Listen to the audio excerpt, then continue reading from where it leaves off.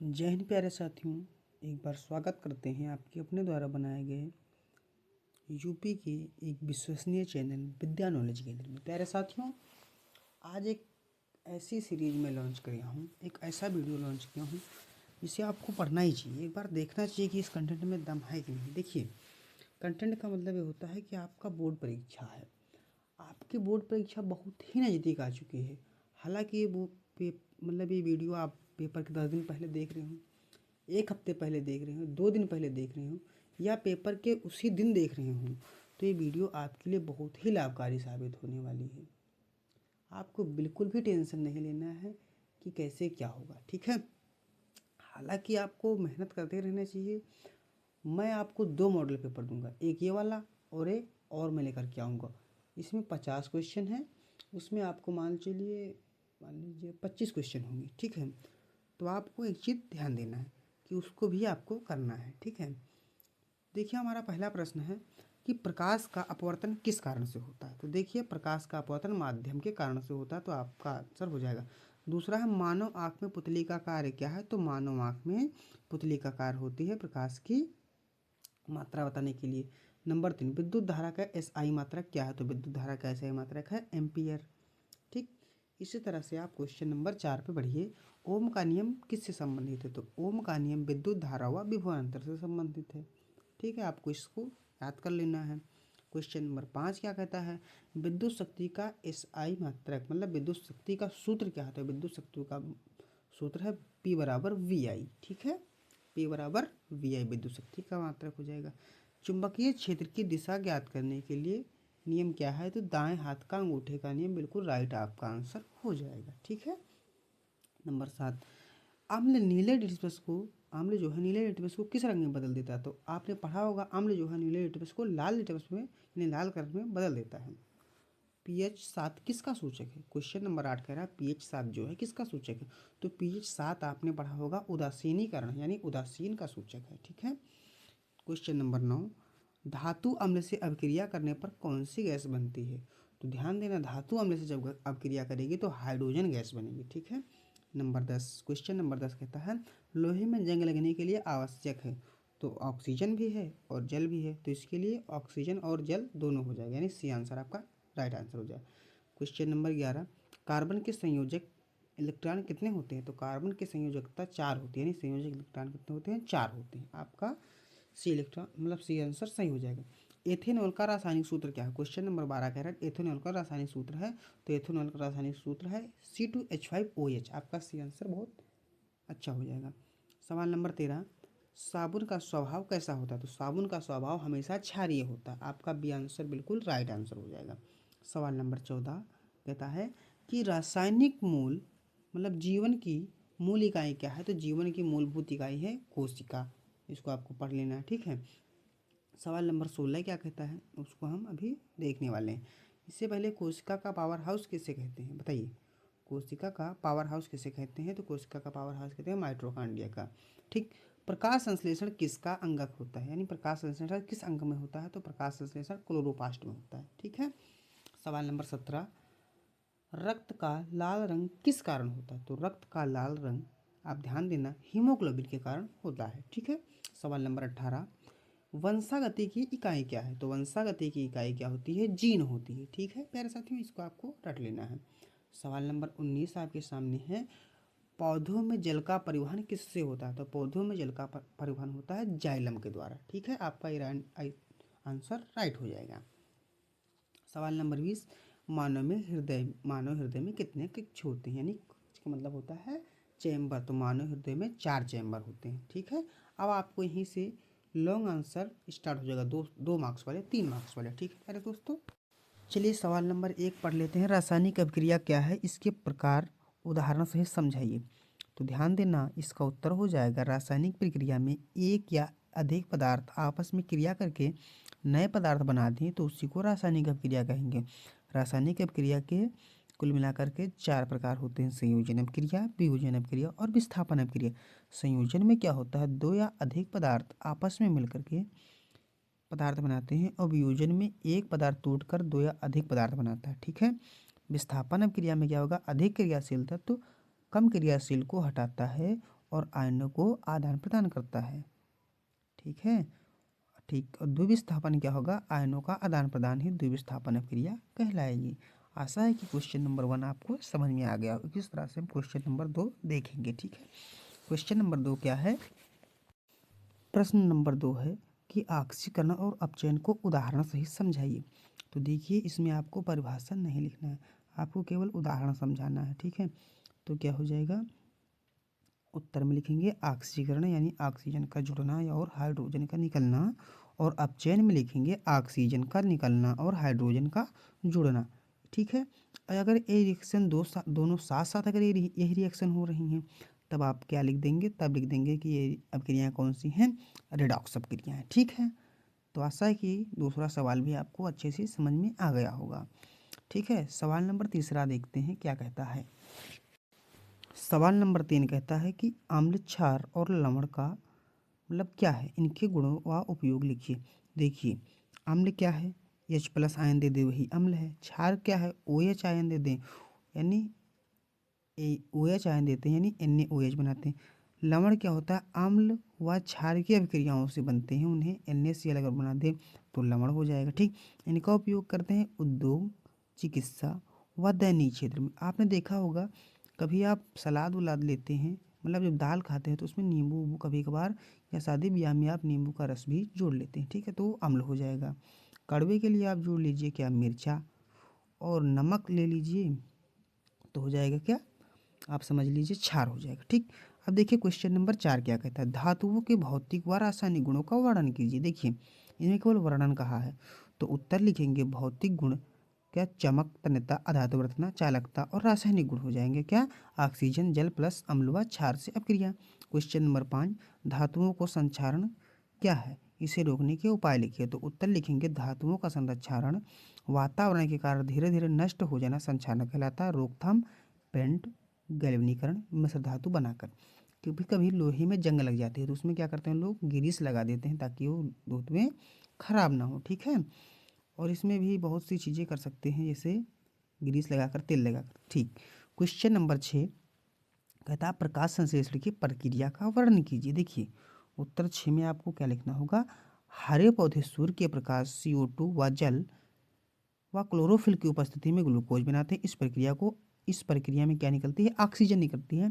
पृथ्वी पर जीवन का आधार ही है, क्योंकि पादपों में होता तो पादप ऑक्सीजन देता, तो उसमें जीवन अगर होगा तो पृथ्वी का आधार ही तो है। सवाल नंबर 7 कहता है कि मानव श्वसन तंत्र का वर्णन कीजिए। देखिए, इसमें वर्णन कहा, चित्र नहीं किया है।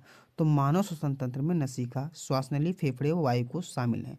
ऑक्सीजन रक्त में जाती है और CO2 बाहर निकलती है। ठीक है, इसमें केवल वर्णन कहा, चित्र नहीं बनाया।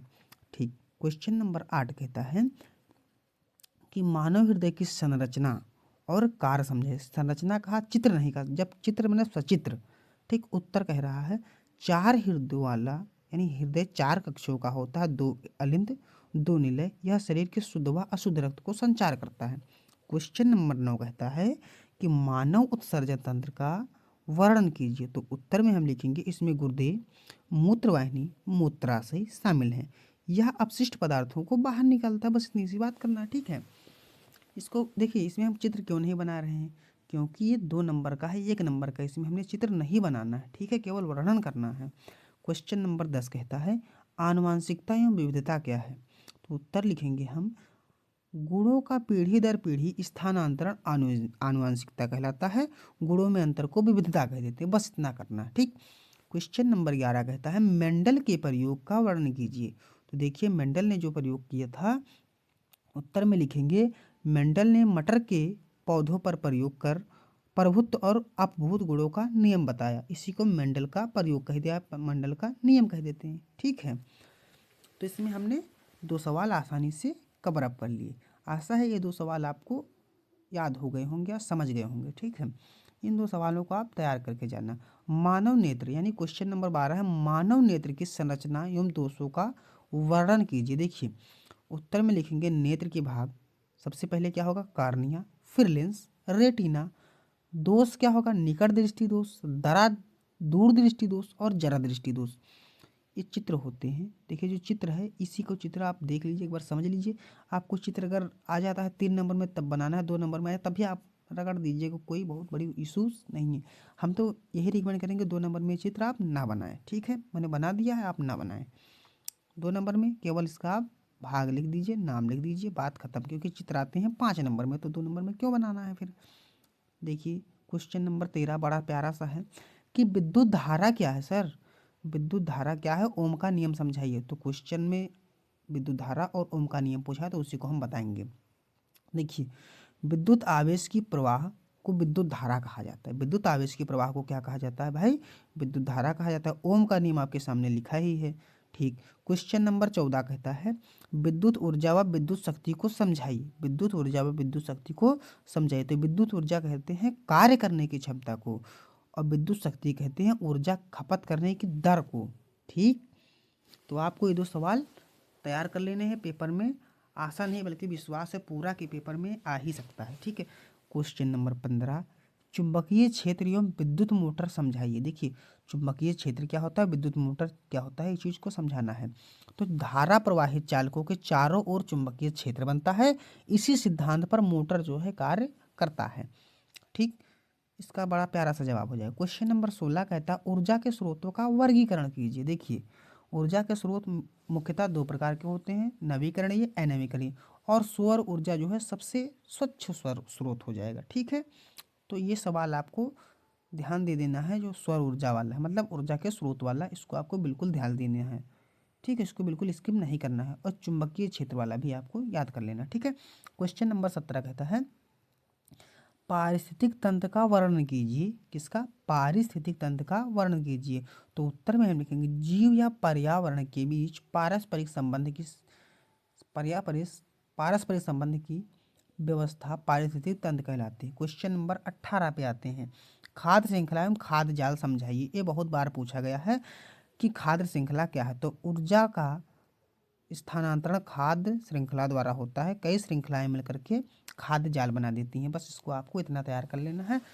प्रश्न नंबर 18 आपको बिल्कुल ही रट लेना है, क्योंकि ये बहुत बार आ चुका है और अब की भी आएगा। अगर आप इस बोर्ड परीक्षा में बैठने वाले हैं तो आप इसको बिना रटे मत जाइए वहाँ पे, समझ गए। इसको बिना समझे मत जाइए, रटना तो हमारी गोली।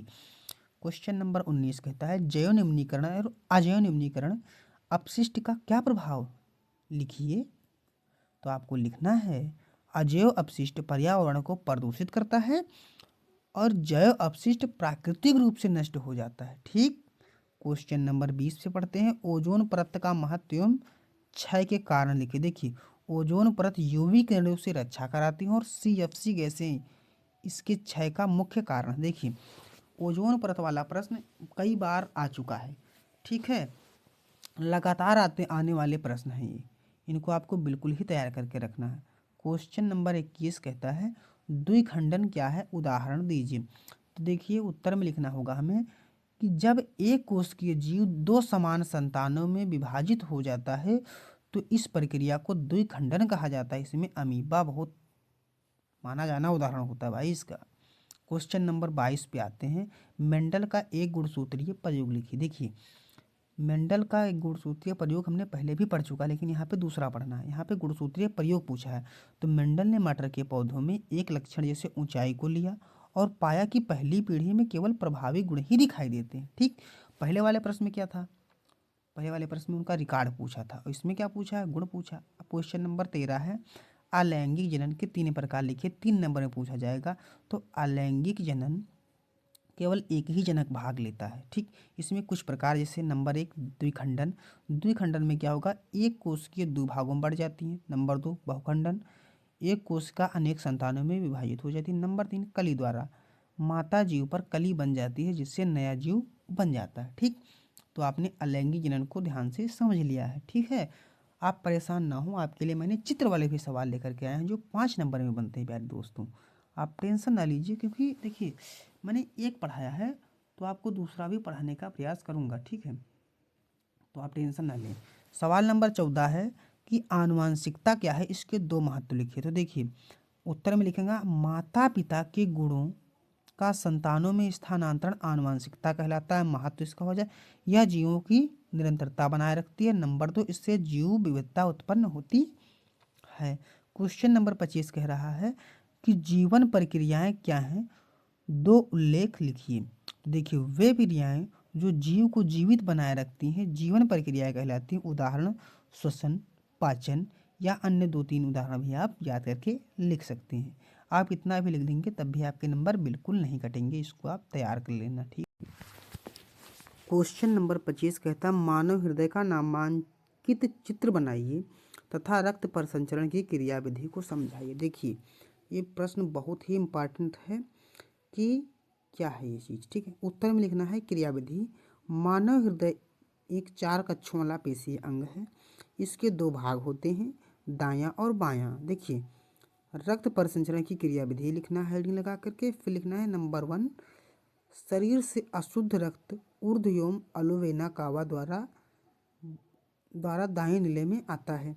नंबर 2, दाएं अलिंद से रक्त दाएं निलय में जाता है। नंबर 3 लिखना है आपको दाएं निलय से अशुद्ध रक्त फुफ्फुसीय धमनी द्वारा फेफड़ों में पहुंचता है। नंबर 4, फेफड़ों में रक्त शुद्ध होता है। नंबर 5, शुद्ध रक्त फुफ्फुसीय सिरा व बाएं अलिंद में आता है। नंबर 6, बाएं अलिंद से रक्त बाएं निलय में जाता है। ठीक है। नंबर 7 आपको लिखना है बायां निलय शुद्ध रक्त महाधमनी द्वारा पूरे शरीर में भेजता है। ठीक है, आपको ये वाला प्रश्न आपको बिल्कुल ही तैयार करके जाना है, बिना इसके तैयार करके अब आप पेपर देने मत जाइएगा।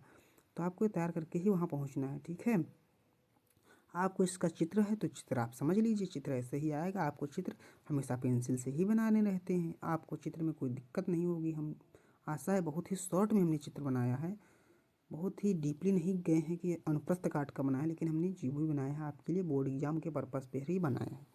ठीक है, आशा है कि आपको ये टॉपिक समझ में आ गई होंगी। हालांकि आपके लिए मैंने तमाम ऐसे ही बना करके रखे हैं, तो उसको आप टेंशन बिल्कुल ना लीजिए। दूसरा भी मैं देने वाला हूँ कि क्या है क्वेश्चन नंबर 26 क्या कहता है, आइए उसको पढ़ के देखते हैं। ठीक है,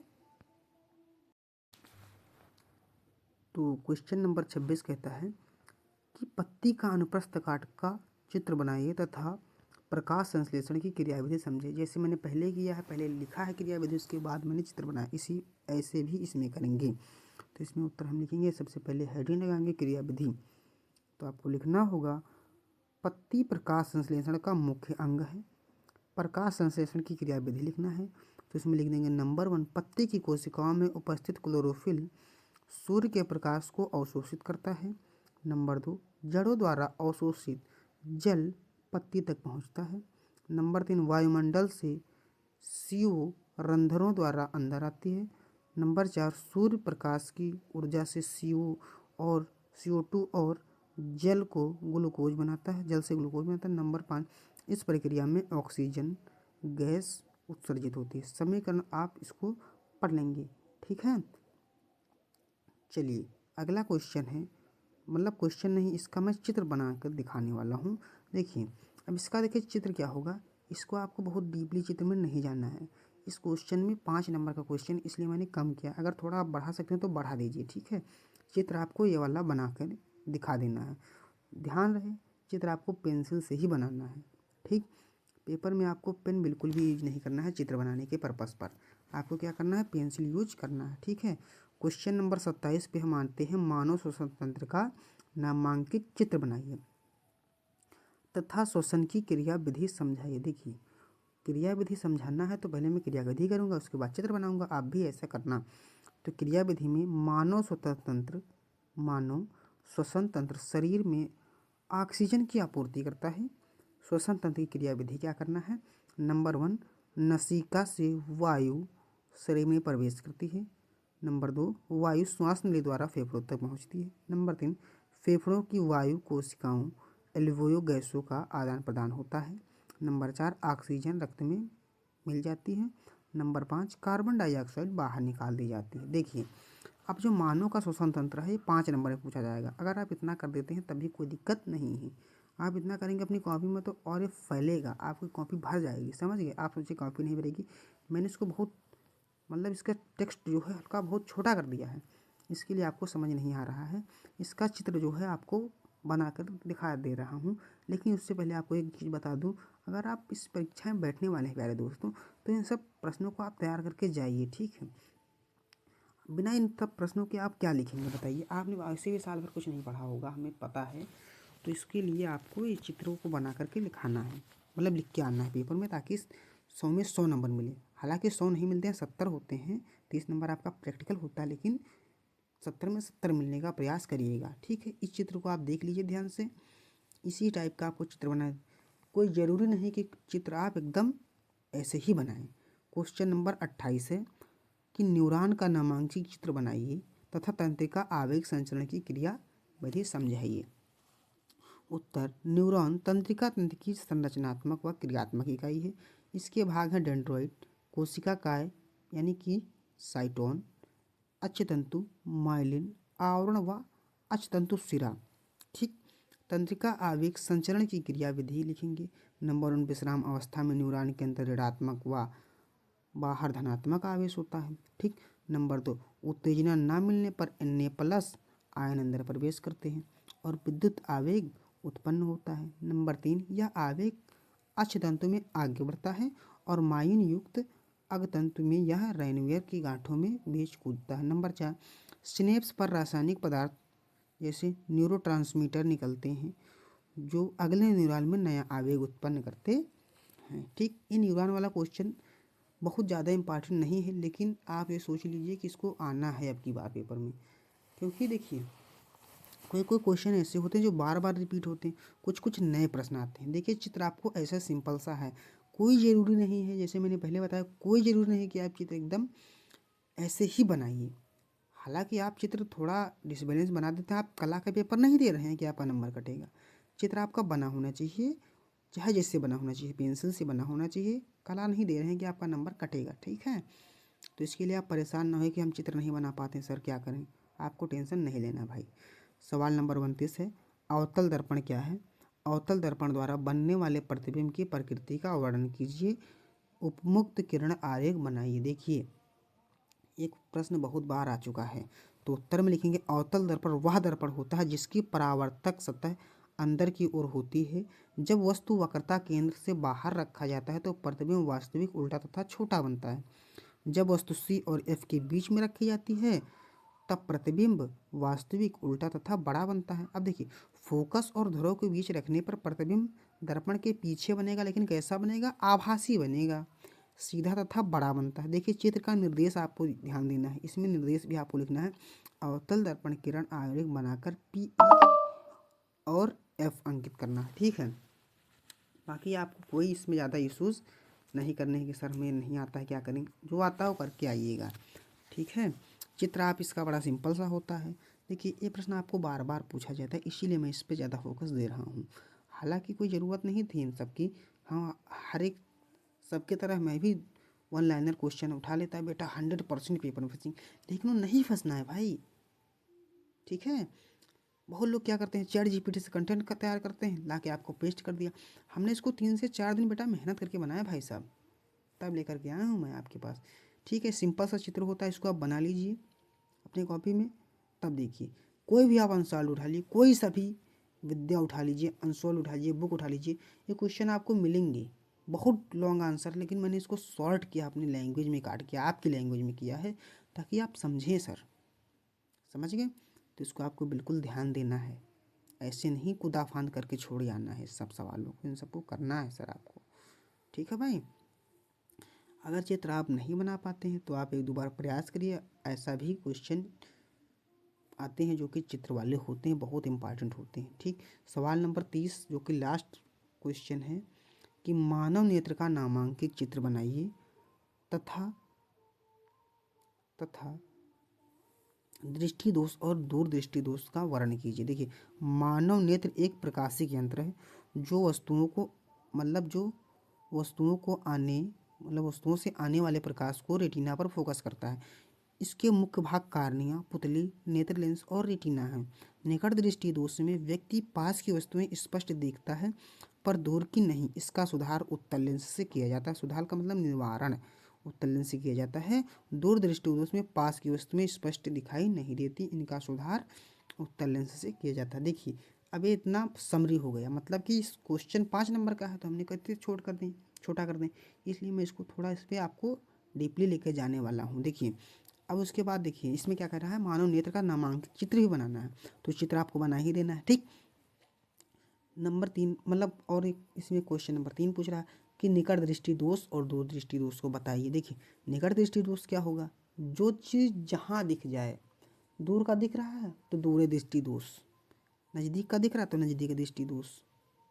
ठीक, देखिए निकट दृष्टि दोष में क्या होगा, परिभाषा इसकी, जब व्यक्ति की पास वस्तुएं साफ दिखाई दें, मतलब जब व्यक्ति की पास का मतलब नज़दीक की वस्तुएं साफ दिखाई देती हैं तो उससे क्या कहेंगे। लेकिन दूर की वस्तुएं कैसी दिखाई दें, धुंधली दिखाई दें, तो इसे निकट दृष्टि दोष कहेंगी। कारण क्या होगा, नेत्र गोलक का सामान्य से अधिक लंबा हो जाता है, कभी कभार आंखें लेंस की अपवर्तन शक्ति अधिक हो जाती हैं, छवि का निर्माण हो जाता है, दूर की वस्तु की छवि रेटिना के आगे बनती है। सुधार क्या करेंगे, इस दोषों को अवतरणिक कलकेव लेंस से यानी चश्मे लगा करके ठीक किया जा सकता, अन्यथा कोई और जुगाड़ नहीं है। उदाहरण में ब्लैक बोर्ड पर साफ ना दिख पाना लेकिन किताब से आसानी से पढ़ना, ठीक पढ़ पाना, यही इसका निकट दृष्टि दोष का उदाहरण हो जाएगा। अब देखिए कभी कभार आप लोग मजाक मजाक में करते होंगे, कोई कहता है चश्मा लगा के कहाँ नहीं दिखता बेटा, तो आप कहेंगे सर नज़दीक का दिखता है दूर का नहीं दिखता, तो आप चश्मा उतरवाते हैं, कहते देखो बेटा, मतलब देखिए भाई क्या दिख रहा है, वो कहेगा सूरज दिख रहा है, चांद, तो क्या इससे आकाश मतलब इससे दूरा का अंतरिक्ष देख लोगे, लेकिन ऐसा नहीं है। कभी कभार किसी किसी चीज़ में आपको परेशानियां हो सकती हैं। ठीक है, इसी का उल्टा क्या हो जाएगा, दूरदृष्टि दोष। अब दूरदृष्टि दोष आप पहला पढ़ चुके हैं ध्यान से, तो दूसरा अपने आप से बना लेंगे। अब देखिए परिभाषा क्या होगी, जब व्यक्ति दूर की वस्तुएं साफ देख पाता हो, दूर की वस्तुएं साफ देख पाता हो लेकिन पास की वस्तुएं धुंधली दिखाई देती हैं, तो इसे क्या कहेंगे, दूरदृष्टि दोष कहते हैं। कारण क्या हो जाएगा, नेत्र गोलक का सामान्य से छोटा हो जाना, आंख के लेंस की अपवर्तन शक्ति कम हो जाना, छवि का निर्माण कैसा होगा, पास की वस्तुएं छवि रेटिना के पीछे बन जाती हैं कभी कभार, तो सुधारित सा इस दोष को उत्तल यानी कन्वेक्स लेंस की चश्मे द्वारा ठीक किया जा सकता है। उदाहरण में किताब पढ़ने में परेशानी लेकिन दूर की चीज़ें साफ दिख देती, जैसे फिर इसमें चश्मे वाला उदाहरण देंगे, कोई व्यक्ति आपके सामने मिल जाए अच्छा बहुत फेंकने वाला, और वो कहे भाई मुझे नज़दीक का यार थोड़ा कम दिखता है, दूर का ज़्यादा दिखता है, आप दूर दिखाएंगे कहेगा सूरज चाँद अच्छा अच्छा दिख रहा है। ठीक, लेकिन एक चीज़ ध्यान देना, जब नज़दीक का आप दिखवाएंगे तो कहेगा सर यार थोड़ा धुंधला दिख रहा है, मतलब देख लेगा तो कहेंगे कि तो क्या आप मतलब माइक्रोस्कोप हो ये हो, मतलब कि आप क्या सूक्ष्मदर्शी हो जाएंगे एकदम, उसके अंदर से देख लेंगे। लेकिन कभी कभार परेशानियाँ होती हैं, इसको मैंने इसलिए इस लैंग्वेज को लिया ताकि आप अच्छे से समझ पाएँ। ठीक है, हालांकि उसका कोई मतलब यहाँ पे नहीं था। अब देखिए मानव नेत्र का एक संरचना है, सिंपल सी संरचना है, आप सिक्के से भी इसको बना सकते हैं। ठीक है, सिक्के से ही बनाया जा सकता है। आपके पास अगर वो नहीं है प्रकार पटरी, तो आप सिक्के से बना करके पेंसिल से अच्छे से ड्रॉ कर दीजिए, और अगर चित्र हल्का फुल्का तिरछा बन जाता है, टेढ़ा मेढ़ा बन जाता है, तो आपको परेशान होने की आवश्यकता बिल्कुल